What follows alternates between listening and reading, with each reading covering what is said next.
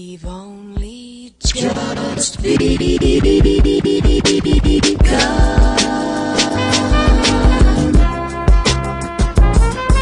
You are now in the realm of enlightenment and transformation, as brought to you by the Foundational Friday. Our core aim is to present an experience, an opportunity for your soul to reascend to its place of origin by cultivating a healthier spiritual awareness and emotional maturity. This show serves as a free offering to the greater community and an addendum requirement for all ANU spiritual training students. For all those listening, if you'd like to move closer to the calculations and fundamental understandings of the ANU order, be sure to pick up the book, Grasping the Root of Divine Power. If you desire a spiritual reading to help you map your current spiritual position in the face of your world and learn the greatest pathways for your fortune in this season, you can go to the SaduluHouse.com. That is SADULUHOUSE.com. You can also go to OrishaReligion.com to find out how you can become a student and member of the new spiritual order. That's OrishaReligion.com. Let us begin. Greetings, one and all. Greetings. Here we are again, another Foundational Friday on the Enlightenment and Transformation Network, as hosted and parented by the Blog Talk Radio Network for now. As always, I'm your conductor on this Friday, Yuya Assaan-ANU, Chief Jegna, a guide, counselor, instructor, and educator of the ANU Spiritual Order and the Sadulu House Spiritual Center. We are here bringing spiritual information, soul nutrition for your personal development and growth, not just for you to personally enrich yourself and to aggrandize the ego, but for you to provide unconditional service to humanity. This show marks an opportunity for us to provide unconditional service to you. As I've often said on many shows, I do not do this alone. I certainly do not. I do not do these shows alone. I do not provide services alone. But there is a network of loving supporters and students and family who make all of this possible, because we are all providing service on some level or another. And I'm appreciative for all of them. I'm appreciative for all of you who call in and listen. And every time I get to do a spiritual consultation with one of you, I always get to hear how the shows and the segments have affected your life. And many of you share some very profound stories with me, which is wonderful. You know, it's wonderful for me, not just in terms of confirmation, but it's wonderful to know that people are being touched. And more importantly, people are being healed. Okay, so I want to just give a djembe riff, a drum riff, to all those out there who have reached out to me via email, phone call, consultation, and let me know that they are growing, they are changing, and they're thankful and have shown that measure of gratitude. I am also grateful for you. With that said, also keep in mind that every third Friday of the month, I will now be doing live question and answers. So for those of you who have sent in emails recently and not received a response, or maybe even not so recently, you will receive a response the third Fridays of the month, and I encourage you to call in on those days. The reason being is several things. One, my schedule has picked up in a way where I can't really accommodate all of the email inquiries like I used to. So I have now committed one of my Fridays or one of my show days to just answering questions. Okay. You can always send your emails in. That's not a problem. You can always call in. I urge you all, as I always say it, sign up for the newsletter. You can get your email in on the newsletter at the anunation.org site, ANUNATION.org, Sadulu House, and even Orisha Religion. And don't worry about spam or us giving your email address out to someone. We don't do any of that type of thing. And we don't even email you too often unless it's like a discount coming up or an event that you may be interested in. Aside from that, we pretty much have our hands full with the other ANU work and to be sending out constant, updates via the newsletter. At some point, we do want to transform that newsletter into a full, all-out spiritual e-zine or online magazine. So I would also urge those who are supporters and those who are writers and who are interested in being a part of that initiative and that project, please reach out to us. You can always send us your questions, comments, and concerns at questions@anunation.org. That's QUESTIONS at ANUNATION.org. I would strongly urge for those of you who have spiritual questions or questions about classes or consultations or hosting events, or if you're interested in being a sponsor for the show or providing some level of support or a sponsor for our new services, the events and things that we do, or if you're looking to even advertise on our websites and on our shows and the upcoming events and have a banner at our booths and things like that, you should reach out there. A lot of people have been emailing me personally, especially through the Facebook, my Facebook account, which I may soon be shutting down, or at least spending in some way. It's packed with emails, and it's not actually the best way to get results. Use the questions@anunation.org. Those of you who are my Facebook quote unquote friends, you know that I don't really post much anyway, so I'm not one who really gets into social media a whole lot. I only post when I have something going on, or if I'm posting something that I feel that is newsworthy. But for the most part, I'm not on there that often. Most of the time during the day and the evening, I'm working with people. And when I'm working with people, I kind of block myself out of the digital world, unless we're on Skype or something like that, because I have a lot of people I work with internationally. So we utilize the Skype calling. But and when that happens, sometimes I notice the social media pop-ups will come up through Skype. But, for a greater and quicker response, make sure you go to questions@anunation.org. I can't stress it enough. For anyone who wants to get involved in the ANU Nation, especially for those students. And I know a lot of you are not on Facebook. A lot of you don't want to be on Facebook. Don't feel any way about it, because neither do I. So what I'm doing, I'm in the process now of, and it's just about done, actually creating a form on the Sadulu House page. So it's coming along pretty well. And what's really cool about that is that I'll have classes on that page. I decided to offer a few free classes, extra classes, for not only students, but some will be open to the general audience or the general public, but the majority of them will be open to registered students.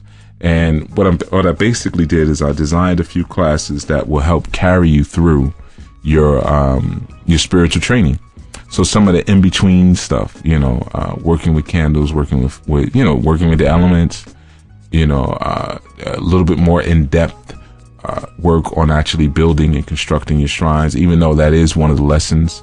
But so we're going to have more classes, and some of the classes will also be developed and hosted by some of my more advanced students, although all classes will be validated, screened, and scrutinized by me, so you don't have to worry about anything being outside of the realm of what it is that I teach here or elsewhere.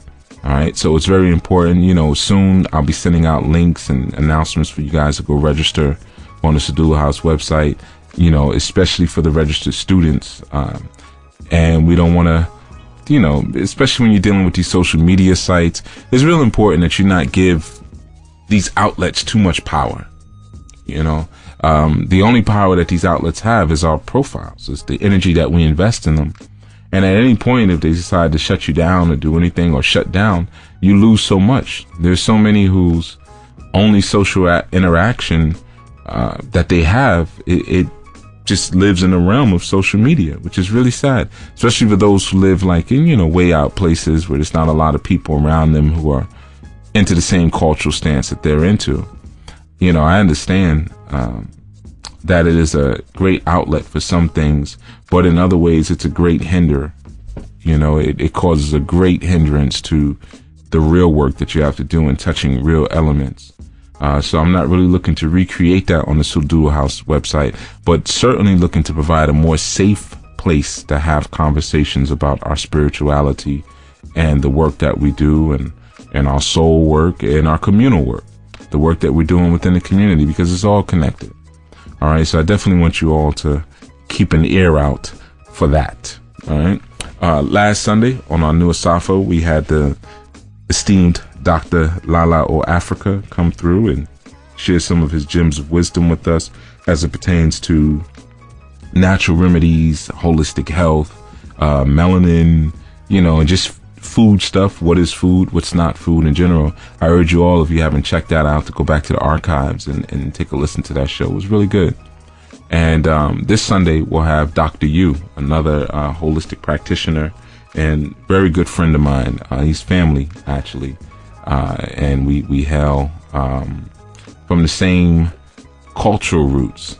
So it's always a blessing. It's always wonderful when you have those who are close with you, whether they be blood or whether they not be blood, when they can actually come in and present on the same level that you're presenting. You know, it's very interesting how within structures of family or in homes or in residence, you find people who are on the same vibration as it pertains to this type of what we'll call alternative information. Pretty soon we'll also have another family member of mine, Kojo Bay, and he'll be presenting. He's got a wonderful workshop that he does. He's a master drummer, and he'll be dealing with that science. You know, we started our drum technology, but he's a drummer. What we call a djembe Mao, which is a drum warrior. Okay, so you guys are gonna, when Kojo comes, you're gonna just love it. You know, if you like what I'm presenting, same vibration, all right, same kin, same blood, all right. So we come with a very similar energy, similar vibration, but you'll enjoy that as far as a new Asafo. This show, you know, we're going to be dealing with the science of Osaiyin, which is really a part 2 of what we did last month, which was the first part of Osaiyan, and I dealt with a pataki, you know, really, well, it wasn't really a pataki, it was more of a Yoruba mythology, including a japa, the turtle, and Osaiyin, you know, and always remember, like, the turtle, just like the spider of the Akan, Anansi, these are very spiritual animals, and they represent a very spiritual and very interesting vibration. These particular animals. There's a cartoon series that many of you have probably seen, because most people who are into this type of information, they also seem to be into anime and different type of cartoons, because, you know, you can do more with a cartoon. You can reach out, and most cartoons are built on some level of mythology and folklore. But if you guys have checked out the Avatar, The Last Airbender, and you check out the, I think it was the concluding episode, where he finally gets to fight the Fire Lord, right? And you'll see that he received his jewel, his gem of wisdom on how to actually balance his energy with the energies of darkness, how to balance light and dark from what they call a tiger tortoise. All right. So a tortoise, we know, is within the turtle family. All right. But will be real interesting. You should check it out. Give you some ideas. But yeah, we were dealing with Osaiyin and Ajapa, and how Ajapa was coming into the marketplace and stealing, and Osaiyin, who was an energy or a tribe. There was a whole tribe of Osaiyin, and they had many different legs, and they had certain type of deformities, but they were the ones who were able to, or he was the one who was able to catch Osaiyin. Okay. Now obviously, you know, when we're dealing with the legs and the multiple legs, you know, if you go back and listen to the archives, if you haven't listened to that episode, what you should be imagining is a tree branch, or a tree itself. That's basically what the image of what was being described to us when we think about Osaiyin.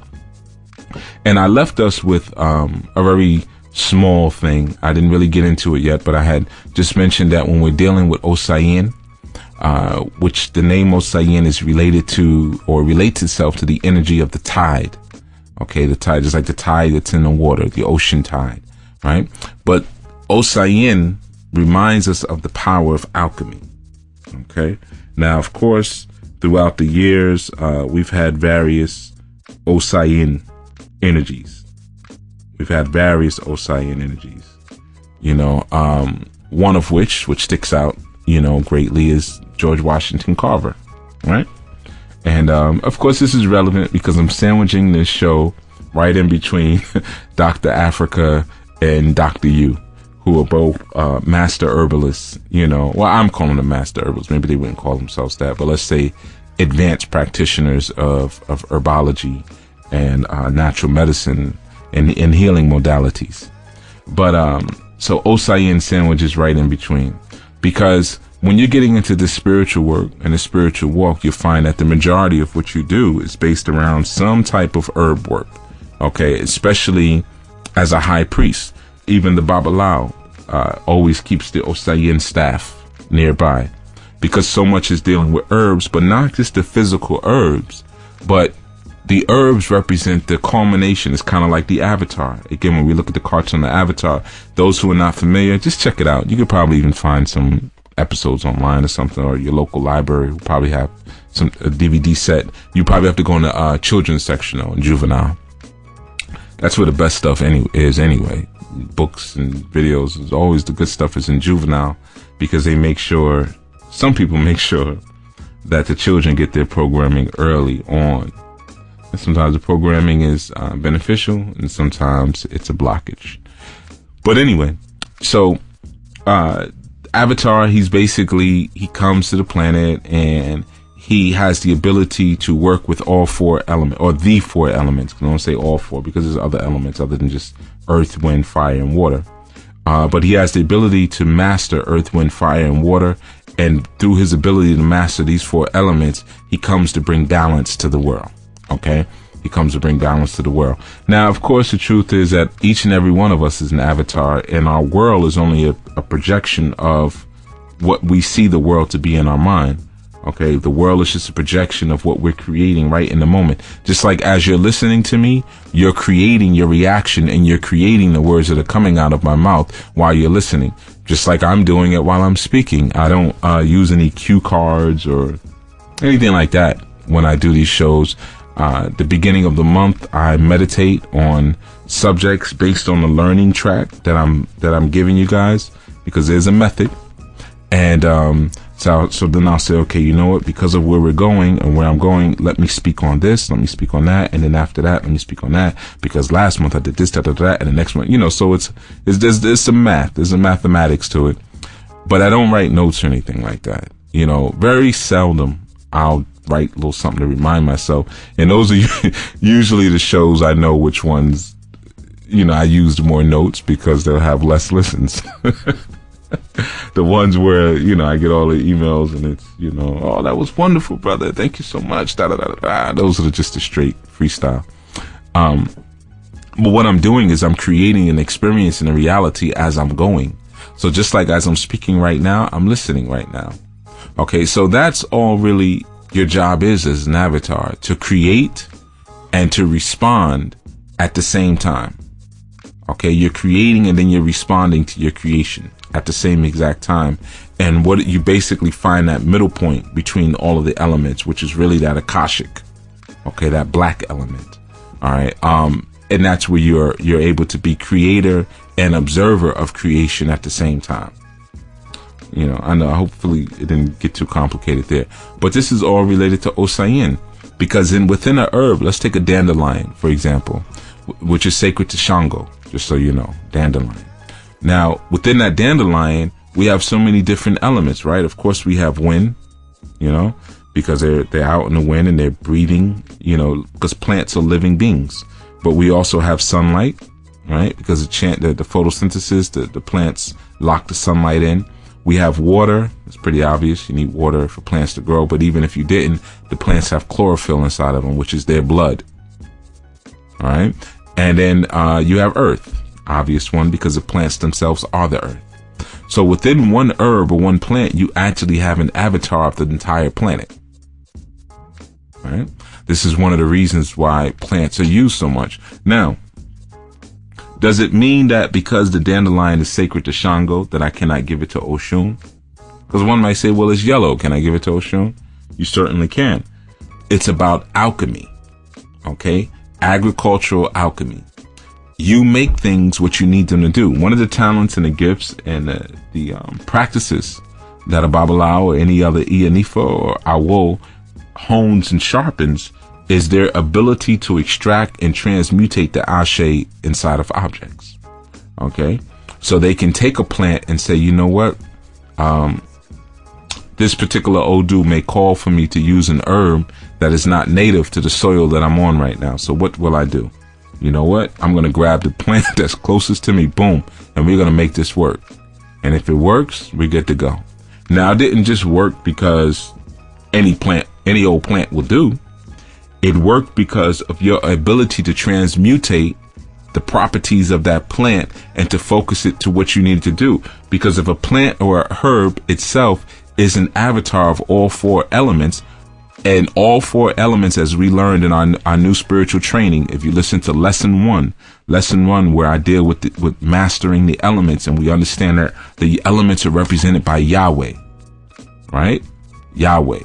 Yeah, I won't get too much into it. If you want to learn more about it, join the class. Today's the last day for the special. By the way, many people did jump on it, and I'm proud of you guys this time. A lot of times I announce the specials and everybody misses them and it comes later, which I'm sure we'll have some of those too. But a lot of people who I've been speaking to over the months or over the days were saying, yeah, I want to join your class, And I told them, like, look, in November it's going to be steep discount, get in.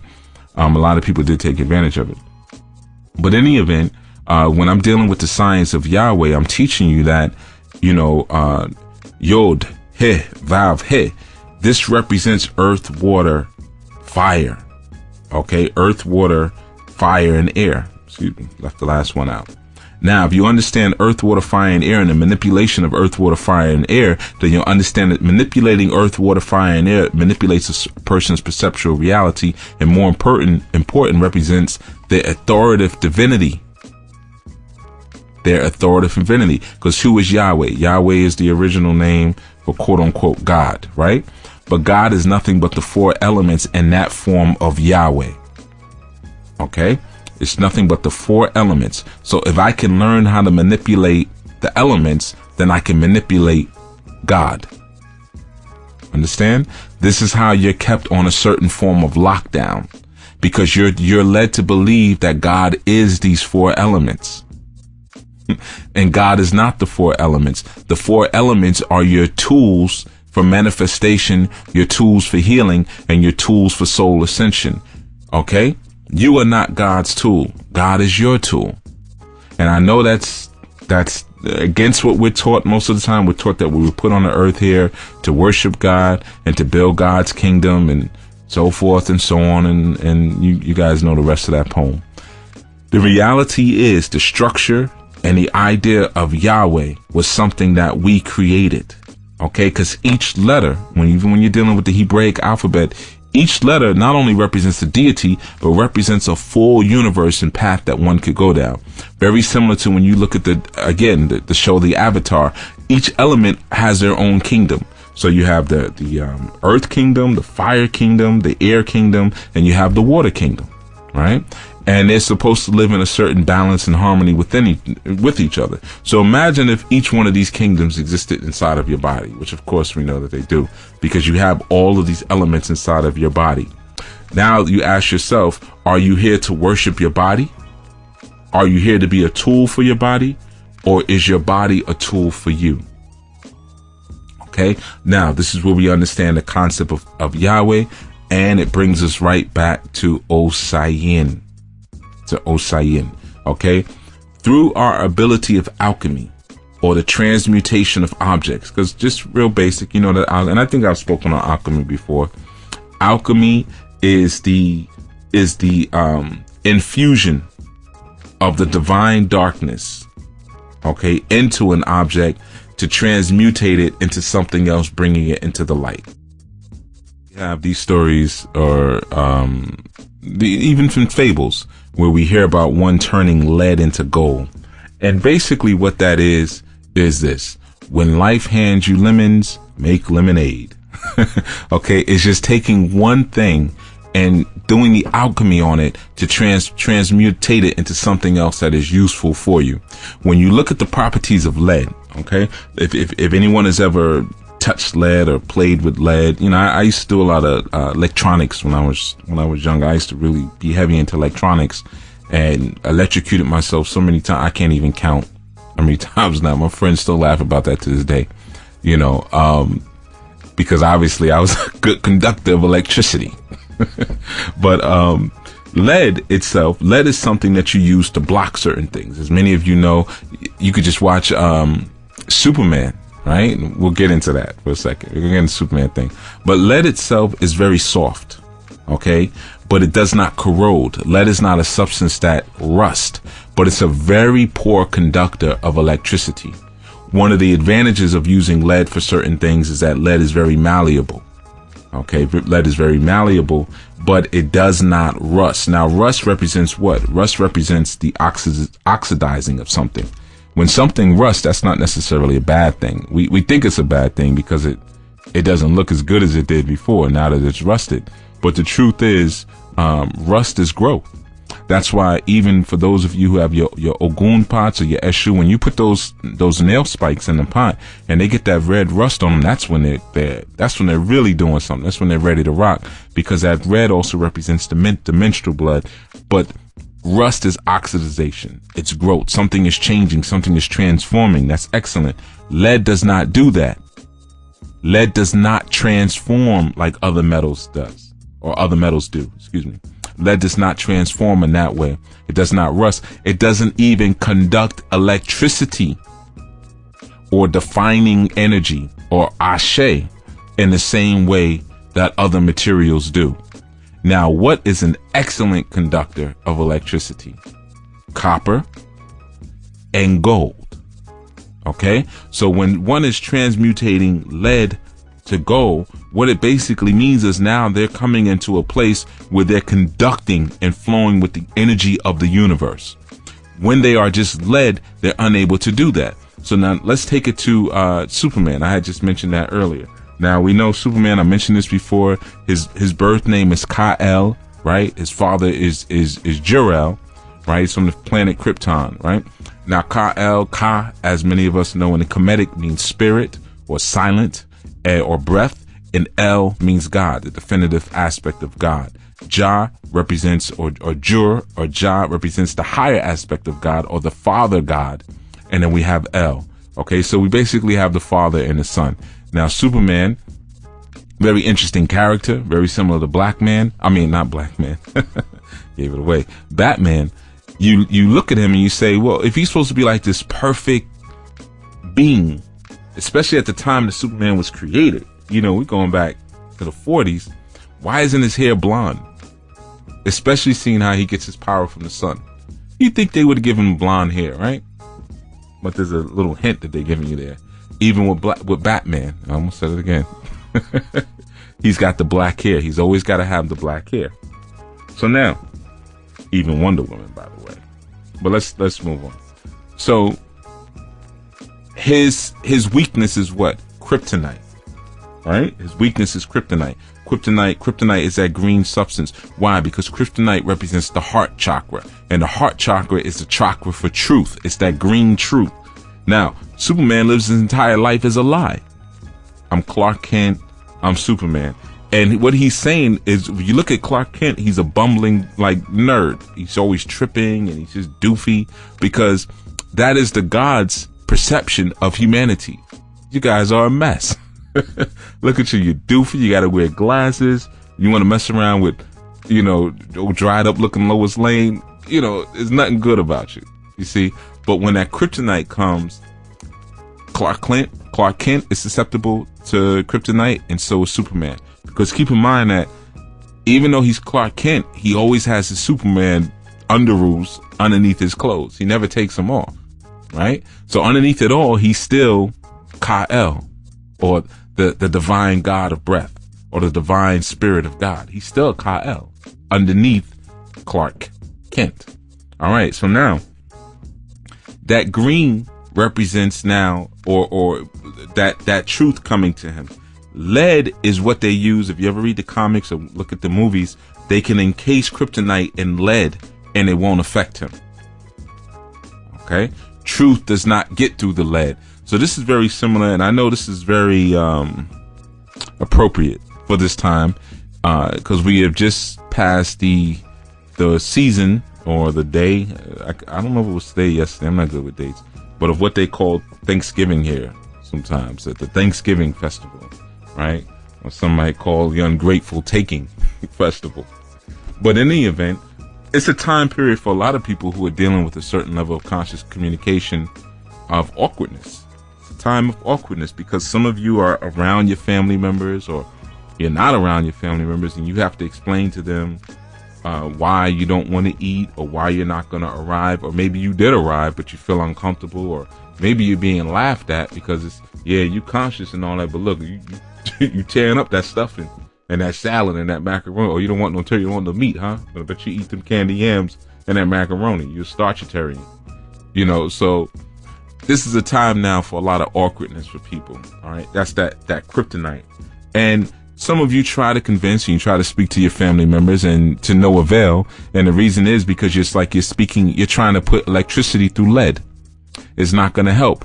The alchemy has to occur. Now, what is the alchemy? Al just is the same prefix or suffix as L. Whenever you see al, l, or, it's the same word. It means the divinity, the definitive article. Okay, so alchemistry or alchem, it comes from kemet. It means black. So the divinity of blackness is alchemy. Now, what is the divinity of blackness? The divinity of blackness represents that melanin which takes over everything. So when that melanated George Washington Carver, when he touches that plant or that peanut, he says, you know what? You're going to be shaving cream. You're going to be a food substance. You're going to be this. You're going to be that. You're going to be that. You're going to be that. You're going to be so many different things, peanut, because I've now touched you and made a new negotiation and pact through my energy of Yahweh. Through my God, I master the 4 elements, and within that peanut exists every single element. And if George Washington Carver recognizes that I am the creator of Yahweh, then that means I am the creator of the purpose of this herb. Osaiyin. Okay? Osaiyin assigns the purpose of every herb. Osaiyin distributes each herb to each Orisha. There's a story about that when, at one point, Oya had schemed on, she wanted, and remember, Oya's Odu was Osa. Osaiyin, Osa. It's spelled the same way. Osa.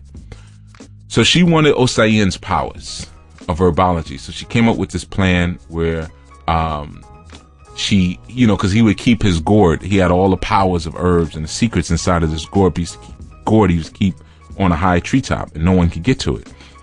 So what she did was she made a strong wind blow, and it knocked the gourd over. The secret spread all over everywhere, and all of the Orisha came and grabbed various secrets. This is how various herbs became sacred to different Orisha. Okay, that's in that particular mythology, in that story.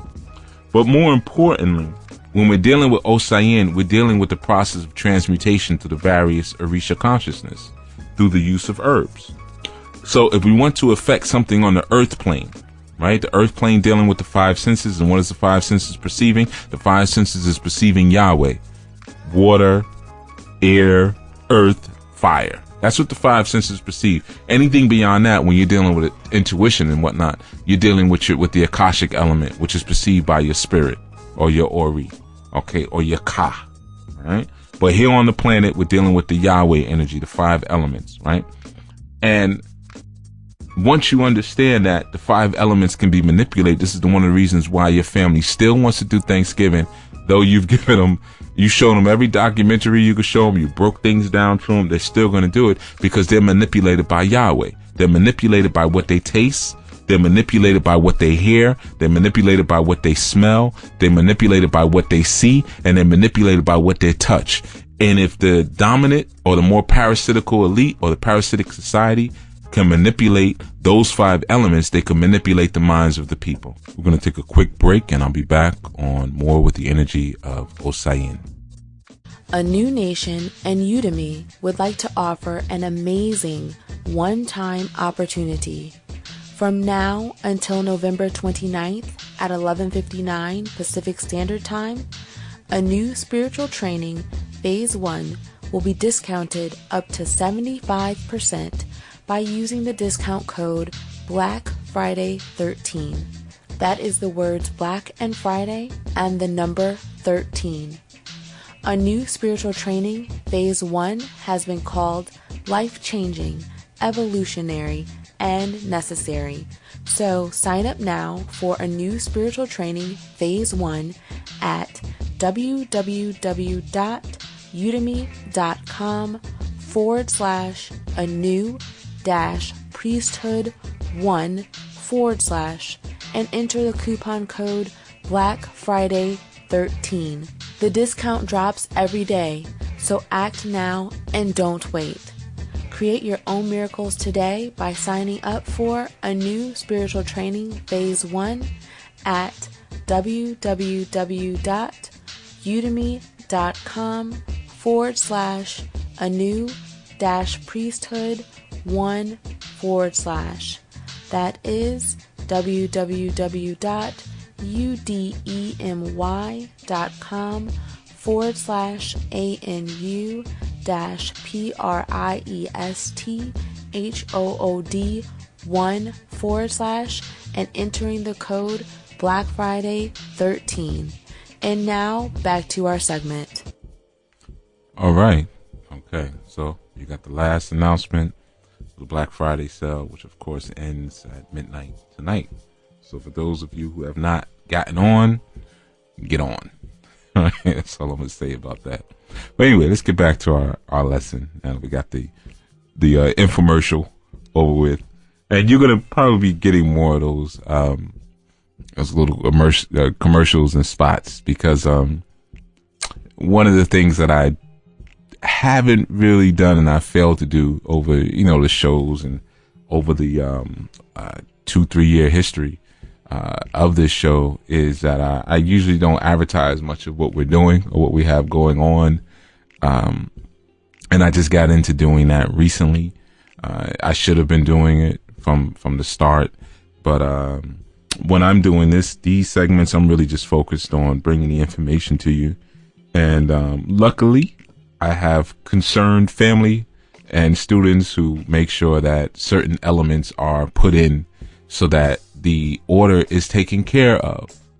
Okay, in traditional senses, one wouldn't be, the town janitor and at the same time the town shaman. The shamans were taken care of. They were given proper tribute. And I know that's not a standard thing in our society today. And that's very clear by the state of quote unquote retirement and demise that so many of our elders leave out of here at. Many leave out impoverished. Those who have taught us some of our greatest lessons, our historians and our cultural educators and our spiritual informants. They just usually leave out of here in a very decrepit state, and it really shows the condition of the quote unquote community. Whether you want to blame it on what's called the conscious community, or whether you want to blame it on the community of their ethnic origins, it clearly is an issue. And I, for one, learn from the actions, behaviors, and activities, and even mistakes of my elders. I enjoy the soft lessons. I don't have to go through what they went through in order to understand everything. Some things I will go through, but other things I can learn from just observing and experimenting mentally through what we call temptation, just exploring the thought of temptation. What if I did it this way? Oh, okay, I don't think it'll work out. So yeah, it's always important to maintain the business. It's always important to maintain the business. And that's why it's even critical for you guys too. When you have your questions or concerns, reach out to questions@ournewNation.org. Every moment that you attempt to send me these really elaborate questions, especially when they're like back to back, I answer them. Okay, what about this? What about that? What about that? What about that? you actually take away time and energy from the other things that I need to present to the community. And sometimes I have to be distant. And I'm actually saying this for all of you prospective awos. You have to understand, you have to sometimes maintain a distance with the people in order to serve the people, because you got to understand and recognize the spirit of the community that you're in. And not everyone is going to uplift you. Not everyone is going to support you. Some people are just going to have you volunteer yourself to death. They will have you volunteer yourself to death, and they will not return or reciprocate any of the things that you're giving to them. Or if they do, it will be on a very small level. So one of the things that you have to make sure you do, family, is self-preserve, but also make sure that your needs are taken care of first before you start going out and trying to save the world, which is not going to happen because the world really doesn't need saving. So it's important, so you will see some of those spots because it's critical to keep things going. Everything that's presented to you comes at a cost, monetarily, but even my time and my energy units, and those are measurable units. My energy I can measure. So we have to support our scholars. We have to support our owls. We have to support our babalawos. And everybody wants everything for free, and everyone gets offended when you say there's a rate or there's a donation suggested for something. That's like an offensive thing to say to someone in the era of free information. But I'll just let you know that in America, there's nothing free except for cheese, and that's the cheese that's in the mousetrap. So, especially those of you who have all these free email accounts and these free YouTube channels, and you're on the screen every 5 minutes, just know that your face is being cataloged from every possible angle.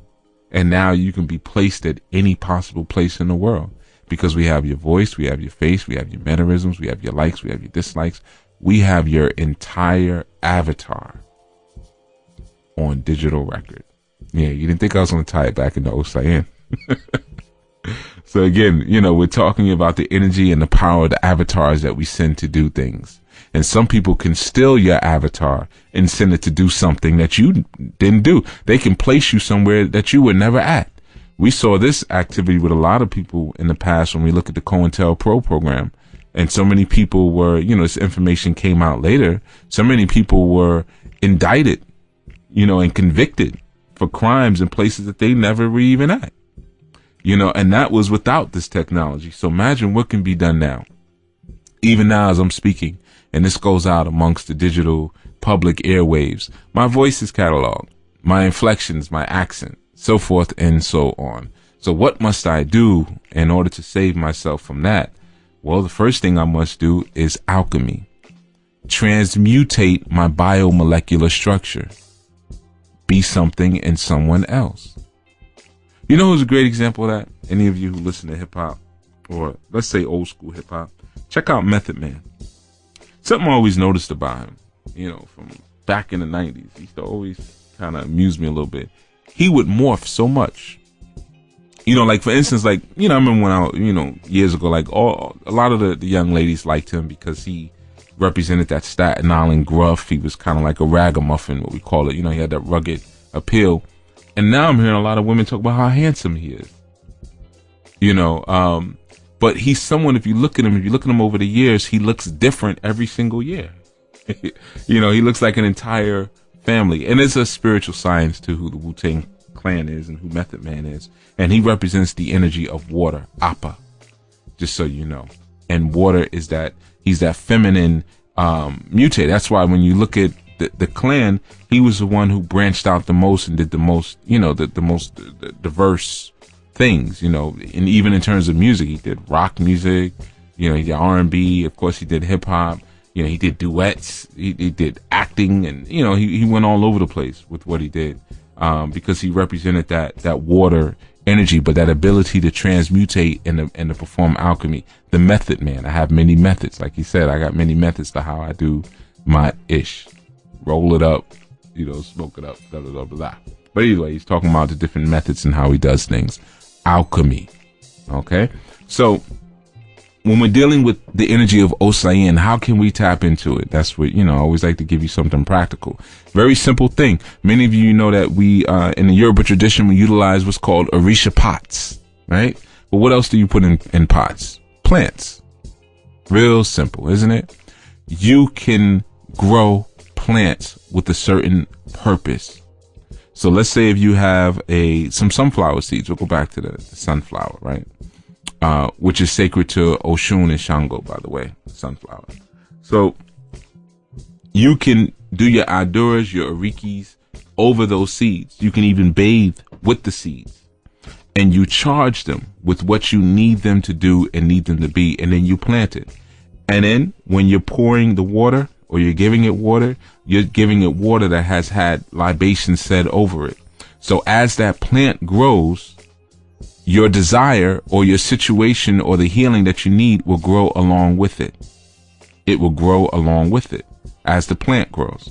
Okay, that's a form of an Orisha pot, believe it or not. Now, am I saying that there are plants inside of Orisha pots? No, I'm not saying that. And of course, I can't tell you what's inside of an Orisha pot because it's not for the uninitiated to know. What I'm giving you a method of somewhat of the principle of it, which you can do on your own in a very safe manner. You can take a plant, let's say if you take peppermint, okay, or spearmint. These are oyas and these are Shango's herbs. You can even take aloe, which is sacred to Oshun. You could take poke weed, the poke bush, which you could find a lot of times outside, or even mugwort. Poke is sacred to Ogun. And you can grow these things. You take the seeds and you speak over those seeds. Some people like to use the word prayer, but I don't really deal with the prayer thing. But if you want to say prayer, you can pray over them. All right. And then you charge them for what you want them to do and what you need them to do. And as the plant grows or does not grow, it will inform you. It's a form of divination of what's actually happening with that desire. Why? Because in that moment, you become Yahweh. Just like in our Palo, we have the Nganga. And the Nganga is a universe unto itself. It is its own self-contained universe. Well, if the 5-dimensional reality addresses earth, fire, water, and air, then why can you not create that same reality inside of a plant pot? Okay. Now, because we know there's an other element, there's the Akashic element, right? It's that spiritual black ether. Well, who represents the spiritual black ether? That's the prayers and the aduras that you put into it. Just like us, our bodies are made of those 4 elements and metal, but we'll just say the 4 for now. But what animates the body? What animates the soul? It's ether, the Akashic.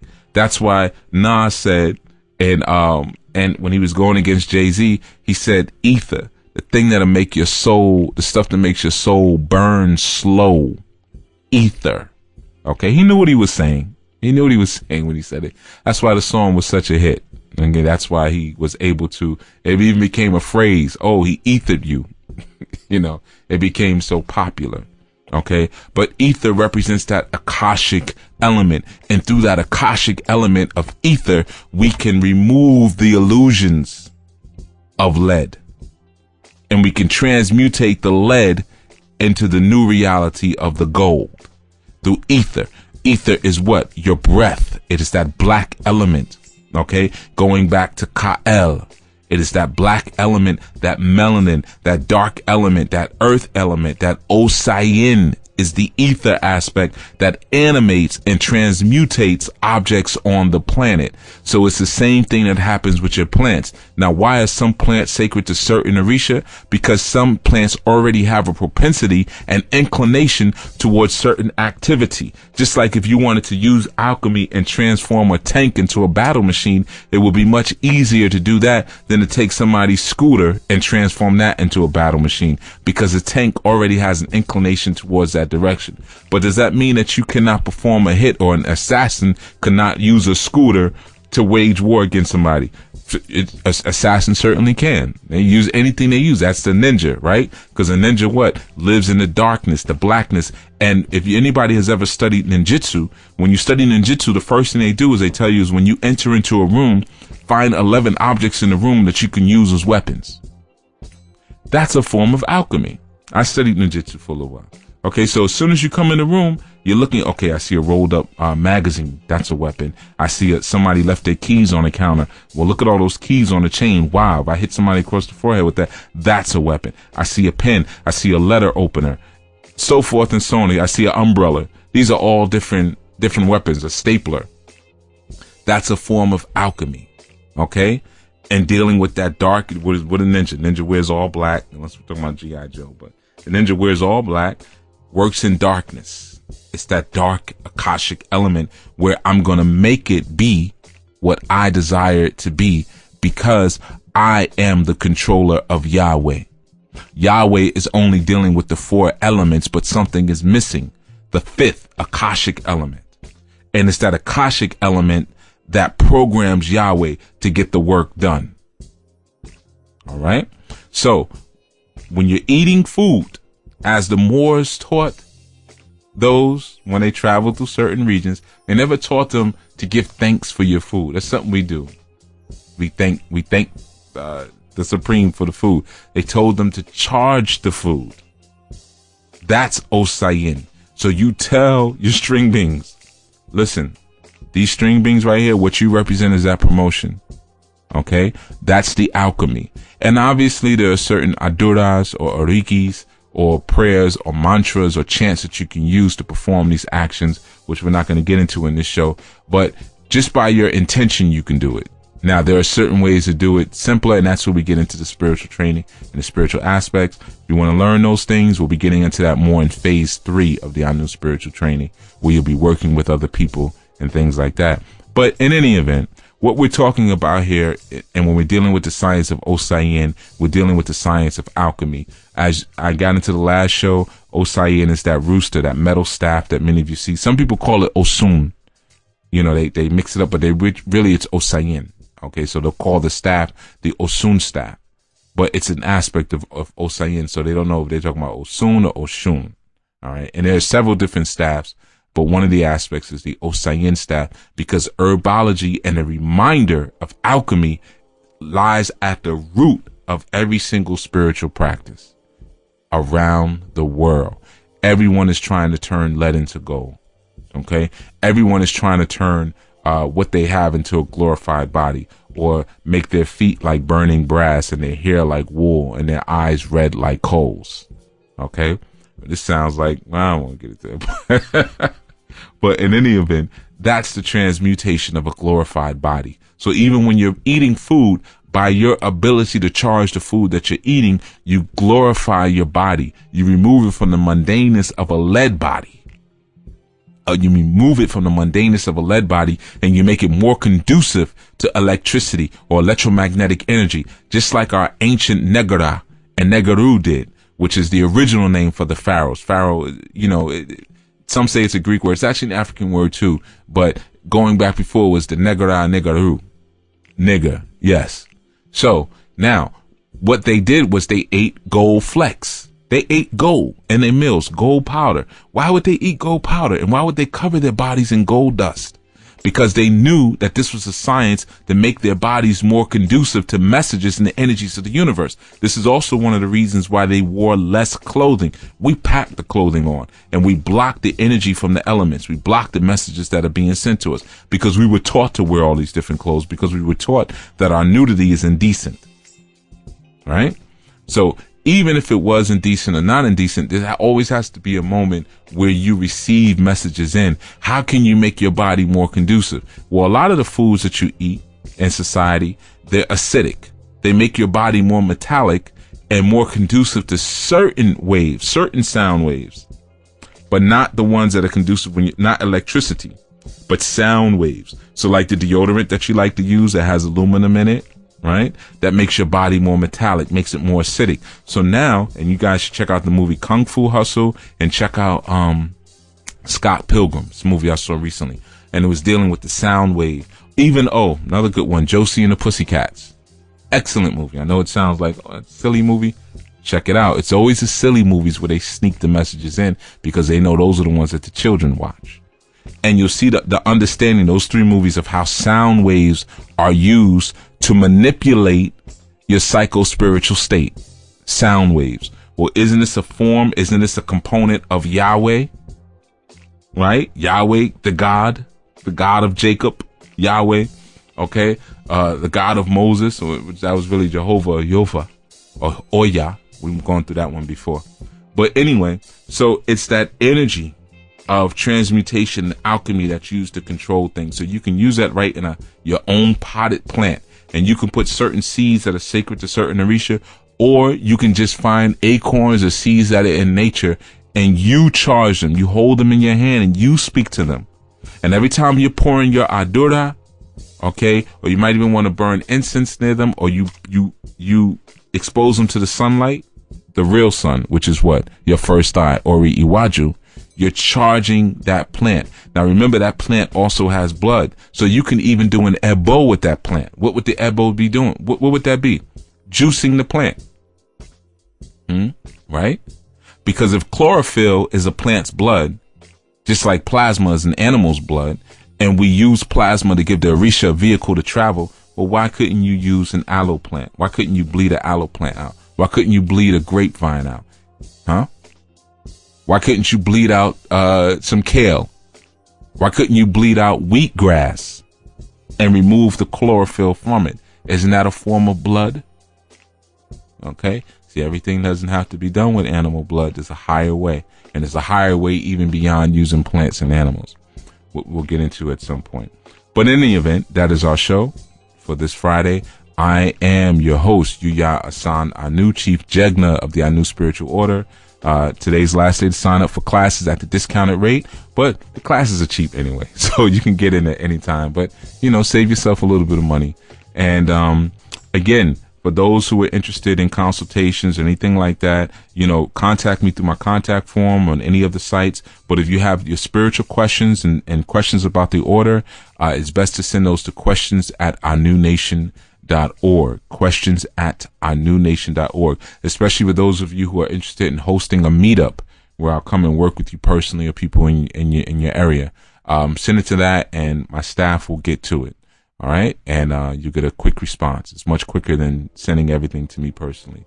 All right. But in any event, you guys enjoy your time, enjoy your energy, and enjoy the transmutation of your energy as you see as it should be. That's why we say I be over here, I be over there, and I'm Chief Yuya Assaan-ANU. I be out. We thank you for your listening support and urge you to become an active participating member of the ANU Order. Please be sure to follow our Ustream broadcast, which can be found at ustream.tv/channel/enlightenment and-transformation. That is ustream.tv/ENLIGHTMENT-transformation. Also, please be sure to sign up for the ANU newsletter, which can be found by going to anunation.org.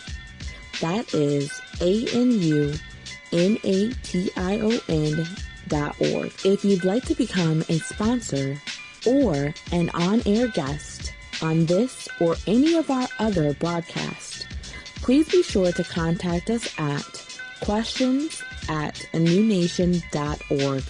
That is the word questions@anunation.org. Thank you for your continued support and be well.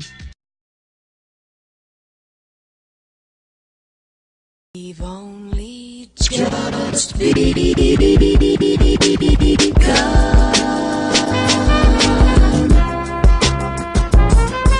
You are now in the realm of enlightenment and transformation, as brought to you by the Foundational Friday.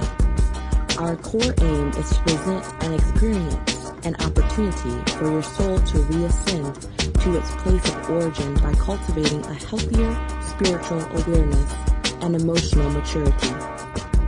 This show serves as a free offering to the greater community and an addendum requirement for all ANU spiritual training students. For all those listening, if you'd like to move closer to the calculations and fundamental understandings of the new order, be sure to pick up the book, Grasping the Root of Divine Power. If you desire a spiritual reading to help you map your current spiritual position in the face of your world and learn the greatest pathways for your fortune in this season, you can go to the SaduluHouse.com. That is SADULUHOUSE.com. You can also go to OrishaReligion.com to find out how you can become a student and member of the new spiritual order that support us or sponsor for our new services, the events and things that we do, or if you're looking to even advertise on our websites and on our shows and the upcoming events and have a banner at our booths and things like that, you should reach out there. A lot of people have been emailing me personally, especially through the Facebook, my Facebook account, which I may soon be shutting down, or at least spending in some way. It's packed with emails, and it's not actually the best way to get results. Use the questions at anewnation.org. Those of you who are my Facebook quote unquote friends, you know that I don't really post much anyway, so I'm not one who really gets into social media a whole lot. I only post when I have something going on, or if I'm posting something that I feel that is newsworthy. But for the most part, I'm not on there that often. Most of the time during the day and the evening, I'm working with people. And when I'm working with people, I kind of block myself out of the digital world, unless we're on Skype or something like that, because I have a lot of people I work with internationally. So we utilize the Skype calling. But and when that happens, sometimes I notice the social media pop-ups will come up through Skype. But, for a greater and quicker response, make sure you go OrishaReligion.com. Let us begin. Greetings, one and all. Greetings. Here we are again, another Foundational Friday on the Enlightenment and Transformation Network, as hosted and parented by the Blog Talk Radio Network for now. As always, I'm your conductor on this Friday, Yuya Assaan-ANU, Chief Jegna, a guide, counselor, instructor, and educator of the ANU Spiritual Order and the Sadulu House Spiritual Center. We are here bringing spiritual information, soul nutrition for your personal development and growth, not just for you to personally enrich yourself and to aggrandize the ego, but for you to provide unconditional service to humanity. This show marks an opportunity for us to provide unconditional service to you. As I've often said on many shows, I do not do this alone. I certainly do not. I do not do these shows alone. I do not provide services alone. But there is a network of loving supporters and students and family who make all of this possible, because we are all providing service on some level or another. And I'm appreciative for all of them. I'm appreciative for all of you who call in and listen. And every time I get to do a spiritual consultation, as I always say, sign up for the newsletter. You can get your email in on the newsletter at the anewnation.org site, ANUNATION.org, Sadulu House, and even Orisha Religion. And don't worry about spam or us giving your email address out to someone. We don't do any of that type of thing. And we don't even email you too often unless it's like a discount coming up or an event that you may be interested in. Aside from that, we pretty much have our hands full with the other ANU work and to be sending out constant, updates via the newsletter. At some point, we do want to transform that newsletter into a full, all-out spiritual e-zine or online magazine. So I would also urge those who are supporters and those who are writers and who are interested in being a part of that initiative and that project, please reach out to us.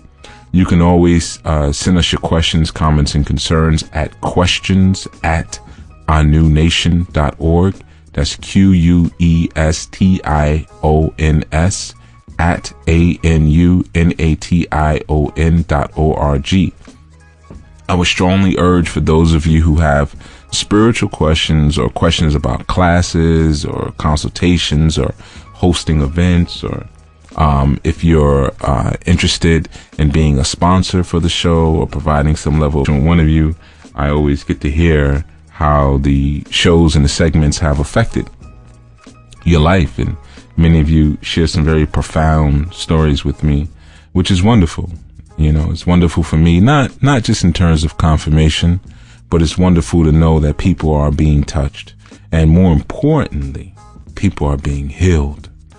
Okay, so I want to just give a djembe riff, a drum riff, to all those out there who have reached out to me via email, phone call, consultation, and let me know that they are growing, they are changing, and they're thankful and have shown that measure of gratitude. I am also grateful for you. With that said, also keep in mind that every third Friday of the month, I will now be doing live question and answers. So for those of you who have sent in emails recently and not received a response, or maybe even not so recently, you will receive a response the third Fridays of the month, and I encourage you to call in on those days. The reason being is several things. One, my schedule has picked up in a way where I can't really accommodate all of the email inquiries like I used to. So I have now committed one of my Fridays or one of my show days to just answering questions. Okay. You can always send your emails in. That's not a problem. You can always call in. I urge you